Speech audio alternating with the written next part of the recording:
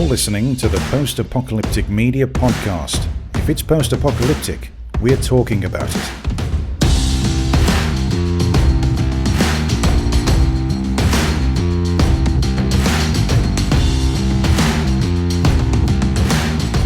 Hello and welcome back to the Post-Apocalyptic Media Podcast. I'm your host, Shawn, Senior Editor here at Post-Apocalyptic Media.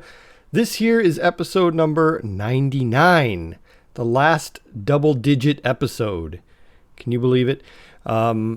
We should have some good stuff coming for episode 100. I'm not, I don't have it all ironed out yet, but it should be a lot of fun. That will be probably next week, maybe even the week after. But yeah, in the meantime, what you have is episode 99.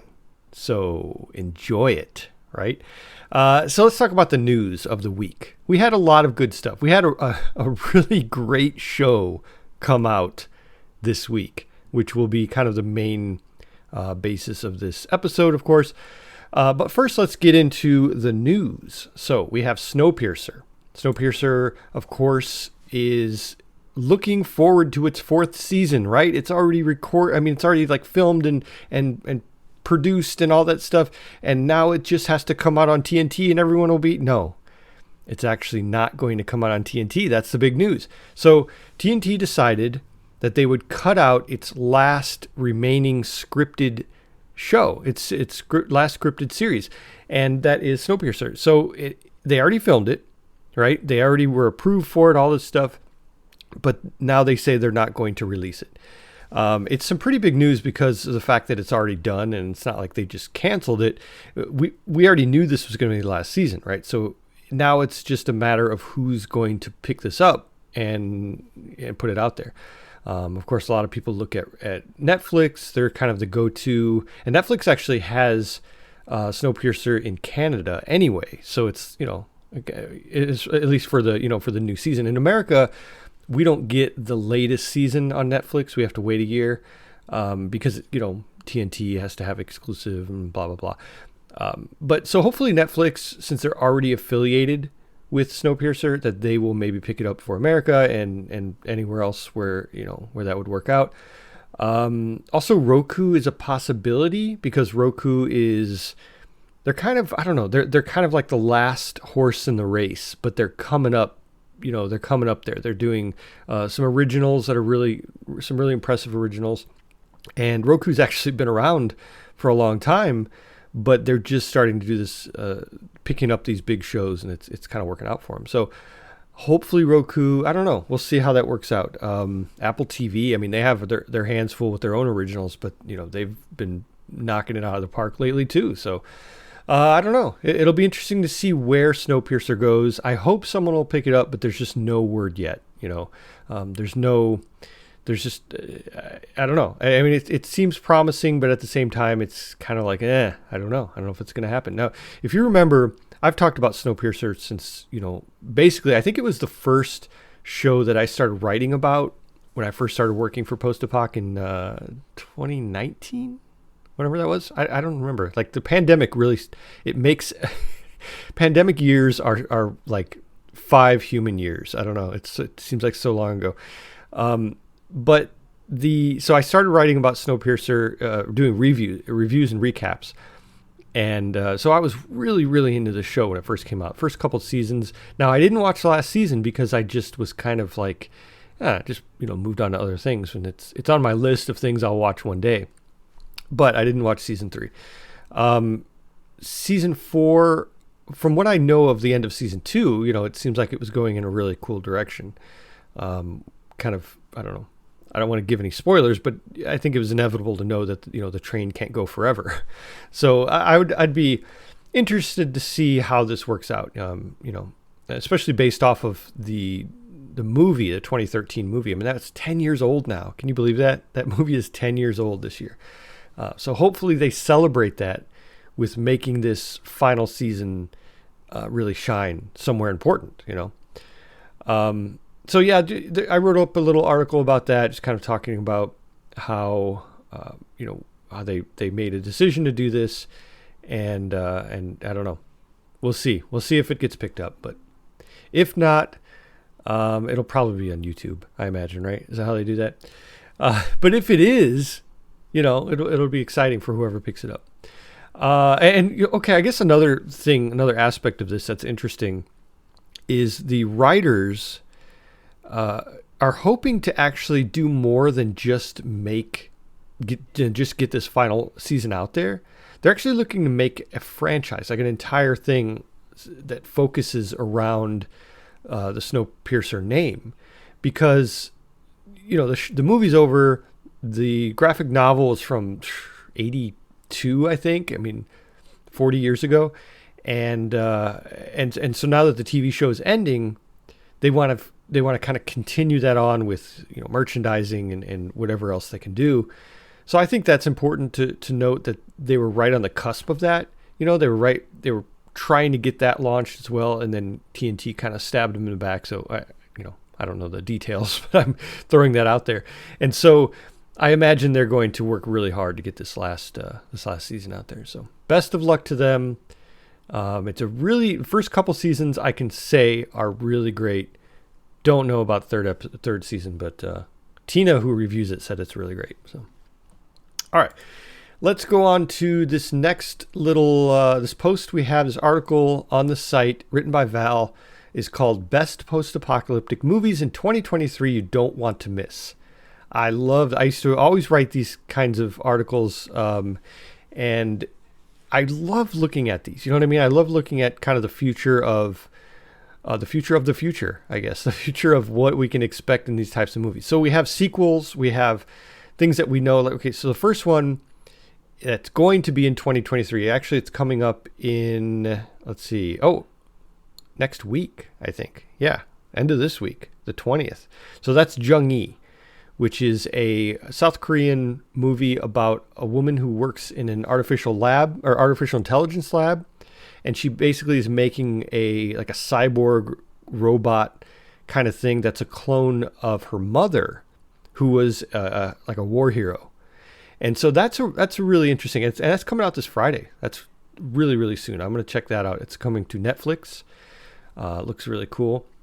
The sequel to Dune is supposed to come out on November 3rd on HBO Max. Dune, of course, huge franchise, huge movie. The first one when it came out, I think last year, 2021, the end of 2021. So yeah, great movie. Knock at the Cabin. Okay, this one I have to talk about. This one is Universal Pictures, M. Night Shyamalan, that he's the director of this, and I love all his stuff. So this is coming out February 3rd. Again, very close. That's like 2 weeks away. It has that guy in it. I forgot his name. The really big guy that's in Guardians of the Galaxy. Big muscular guy. I forgot his name. Anyway, he's going to be in it. I saw the previews of it. It looks really great. Knock at the Cabin. Definitely going to check that one out. And then we get into the ones I haven't even heard of. Like there's one called Tomorrow Before After. It almost sounds like they just rearranged a previous title, like Day After Tomorrow or something. So this is actually coming out on February 4th, so the day after the other one. It's described as a young lady seeks for other survivors in a post-apocalyptic world with the assistance of an abandoned dog. At the same time, she's attempting to come to terms with the fact that she is pregnant and that her unborn child is developing inside of her. So it's kind of like Mother. Was that the name of that one with Chloe Grace Moritz, and then also a little bit of what was that one with Tom Hanks? You'd think I'd prepare better, right? Finch was that one. Yeah, it's kind of it reminds me of, and also Boy and His Dog, but the picture I've seen in a little bit of the trailer, which is in this article, looks really great. That I'm almost anticipating that one probably second most after Knock at the Cabin. Knock at the Cabin. So it looks great. It looks like it might be pretty cool, and those are actually releasing on the day after each other, like February 3rd and February 4th. So that should be interesting. That'll be a full weekend, right? And then, of course, there's another Hunger Games coming out, The Ballad of Songbirds and Snakes, and that is supposed to be on November 17th. of this year. Very cool. Actually, what's funny about that is I read a story to my kids every night. We've been doing this for years and years, and they're actually to the point now where they can read me a story because they're a little too old to be read to, but I think that's a matter of opinion, and I think they it's just this thing that we really enjoy doing every night. So I have been reading Hunger Games. We started reading the first Hunger Games, and my daughter's 11, and so she really is at that age where she's really getting into it, Harry Potter and all that kind of stuff, and so she's really getting into Hunger Games, and I'm excited about this movie because I think we'll be able to finish the book, the first books, and then get to the point where we can watch this movie in November. So that'd be kind of cool. Yeah, great series, great books. And then we have The Pod Generation, which I haven't heard of this one. This looks interesting, though. It says, The Pod Generation is an impending science fiction romantic comedy film that will be directed by Sophie Barthus. The plot of the film will take place in the not too distant future at a time when artificial intelligence is all the rage. Wait, isn't that right now? And nature is slipping into oblivion. Rachel and Alvy, a young couple living in New York City, are the focus of the narrative. They are excited about the prospect of starting a family with the assistance of a cutting-edge reproductive technology developed by the multinational technology company Pegasus. So that sounds very dystopian. There's no release date, but it is supposed to release in 2023. Again, very dystopian and very, I guess apropos of what's happening now with AI. So yeah, good one. Last Train in New York is another one. It looks very well. It's actually it's a remake apparently of the South Korean zombie epic Train to Busan. So it's kind of like the American version, I guess, of Last Train to Busan, and it'll be Last Train in New York. Very, zombies and trains, and we've, this is our second train story already in this episode, but that will be coming out on April 21st of this year.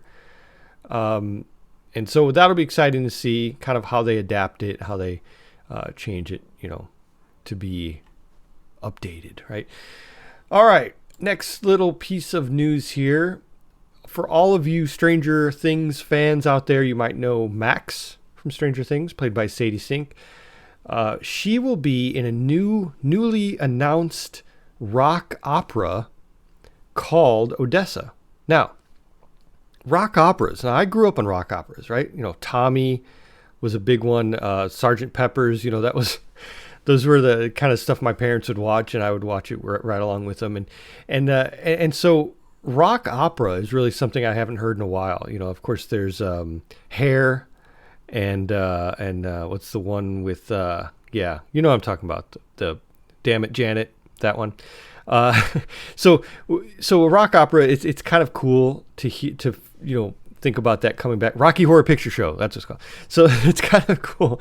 You're all yelling it in your speakers right now, and it came to me. It came to me. So yeah, this is called Odessa rock opera. Now, it might seem kind of funny, post-apocalyptic rock opera might seem interesting. It's basically going to be where Sadie Sink plays a character who's a farm girl. She's like, raised on this post-apocalyptic farm, and she goes out to look for a family heirloom, right? And in the process of this adventure, she finds the love of her life, apparently, and she falls in love with someone. And so it's well, they don't even actually say if it's someone. I think actually they're a little cryptic about it, so I don't know if it could be a robot or I don't know, right? It could be anything. I have no idea. So I think that's kind of what makes it interesting too. And so we don't know too much more about it. We do know that she is going to be in it, and she's going to be singing. Now, you might say like, whoa, where have we seen her sing before? How do we know that she can sing, and why is she chosen for this role? Well, she actually plays Annie on Broadway, and she's been doing it since 2012. So, 11 years. So she's an accomplished singer. She's an accomplished, opera. I mean, I say rock opera, but stage actress, and so this kind of seems to work hand in hand. Now, another thing is someone said on Twitter that she's going to be recording in a studio the whole soundtrack for this very soon. So that'll be big. The soundtracks for these types of musical shows are always big. So yeah, I'm excited to see it. My wife's more of a musical person than I am, of course, because me, and I'm not a singer, right? But I think that it could be interesting from the standpoint of the plot itself, and I'm excited to see it. I'm excited to give anything a chance.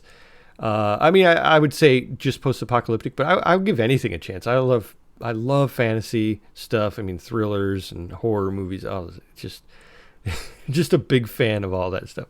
So you get it all together, and I'm there. All right. So we have kind of our main thing I wanted to talk about in this episode, which is The Last of Us. So, Last of Us, of course, is based on the game series. There's a part 1 and a part 2, made by Sony, exclusive to the PlayStation, which sucks because I don't have a PlayStation, so I've never played the game. So this, I saw the show, but this opinion is coming from someone who has never played the games. I'm a big gamer, I love games. It's just this one I have not played. And I would say from that, from that regard, from that angle, this show is really, really good. And I feel like I'm not saying anything different than everyone else is saying, but it's true. It's just a really good show. I've been talking about this show for a long time, and even though I've never played the games, I'm a huge fan of Pedro Pascal. Mandalorian, such a great movie. Prospect was a movie he made that came out a couple years ago. Absolutely brilliant film. Love that movie. And then, of course, he worked on Game of Thrones, and Bella Ramsey also, she plays Ellie in this. She also was on Game of Thrones. And so it's kind of one of those things where you get these stars together and you get a good production team. Basically, it's the production team from Chernobyl, another HBO just masterpiece. And you get it together, and it's a really just amazing show. This first episode is really, really good, and I have no idea how close it is to the game, and I don't really care because I'm approaching it from the standpoint of someone who just wants to see a good show, and I think it's really good. I'm not going to give any spoilers, of course, even though if you've played the game, the how it works out. But I do want to point out something really interesting. So someone on Twitter posted some side-by-side scene shots of the show and the game. And there's a couple scenes that are almost exactly, shot for shot reproductions of the cinematics in the game. And I think that's really important. I think that's really because if you're watching the show, you're gonna come up to it and say, you're going to be kind of skeptical. You're going to say, well, let's see how close this is to my favorite game. But for them to reproduce cinematic shots from the game into the show is it's kind of a cool Easter egg, I guess you could say. It's a good shout out to the fans.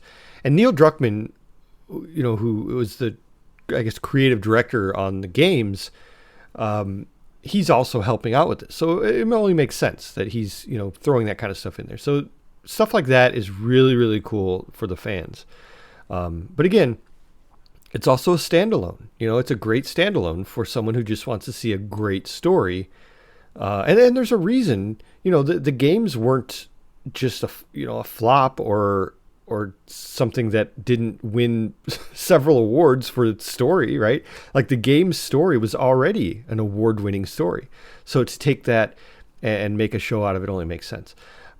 So where's the news here? Well, the news is the premiere episode last Sunday drew 4.7 million viewers on day one, right? So at that time, 4.7 million viewers, and it's a little different these days than it was, back in my day, where you would have to watch something at that time, like when it aired and that was it. You'd watch it at that, the airing time. Well, now you can watch it at the airing time, but you can also watch it an hour later or 2 hours later or 5 hours later, or, a week later. And so I'm not sure how they did the numbers on this exactly, but I think they say in 24 hours, they measured it in 24 hours. So, 4.7 million viewers, and that's the highest number, the second most watched season premiere since 2010. The second most watched. So you might be saying, well, what's the first most watched? Well, that was House of the Dragon, which just came out in November, I think. So the HBO's doing pretty well, I'd say. They're doing pretty well for themselves. They've always been doing pretty well for themselves, but I think it's pretty cool that House of the Dragon just came out. That was number one. I think that had like 9 million. So it's like twice as many as this one, but second place, 4.7 million, not too bad.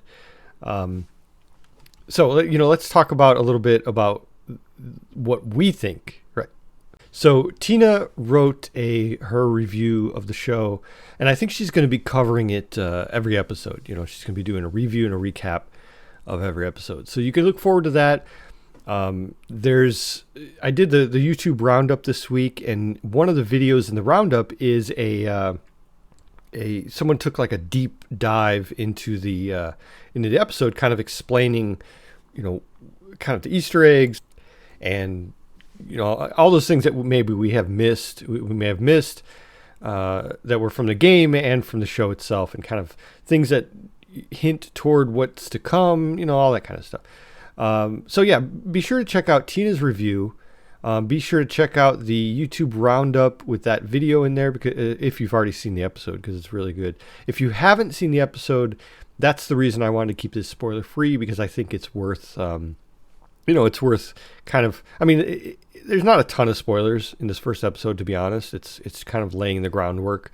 If you've seen the trailer, kind of mostly what's going on in this first episode, but at the same time, I don't want to spoil how the episode ends and everything. So great stuff. This is going to be, I think, one of the biggest shows of the year, I would say. We do, as I mentioned before, we're going to have some movies that are really going to blow us away. But as far as TV shows, there's a Star Wars, a couple Star Wars shows coming out this year on Disney Plus, and those are going to be big, of course, but I really think this is going to be not attached to a giant franchise like Star Wars or Game of Thrones and stuff like that. It's still attached to a franchise, but it's just not the biggest in the world. I think it's going to do really well, especially considering that. So if you haven't seen it yet, check it out. It's very, very good. Definitely highly recommended by this guy right here. But I'm sure we'll be talking about it again more, in further episodes. We'll see how that goes. But definitely exciting. And if you are a fan of our website, you're a fan of Post-Apocalyptic News, check it out, because we have so much more on there. Even just relating to The Last of Us, we have all these stories that kind of go a little bit deeper into different aspects of the show and the lore, right? There's two articles that came out just today by Tina, and one is called "Who Are the Fireflies in The Last of Us," and the other one's called "What is Fedra in The Last of Us?" And so, if you're worrying or wondering about what some more of the lore of the show, you can check these articles out. We also have many more about The Last of Us. We have some anime, some of the most popular anime of the time of current, right now. We cover that. We cover just everything you can think of. We have our calendar where we talk about upcoming shows and games and TV shows, even events, even post-apocalyptic events, that are coming out. So check all that out. If you want to learn more, check us out on social media. We have all of the social media plus Discord. Discord is a social media, kind of, right? But it's a great place to come and chat with us. Let us know what you think of the podcast or what you think of the website, anything like that. The stream, right? I've been streaming still on Twitch. You got to check that out. So yeah, come connect with us, right? Come talk to us on Discord. We love it. But yeah, that is it for this show. I want to thank you all for listening and joining me as I talk about my favorite things. And as always, stay alive out there and always be ready for the big one. Bye-bye.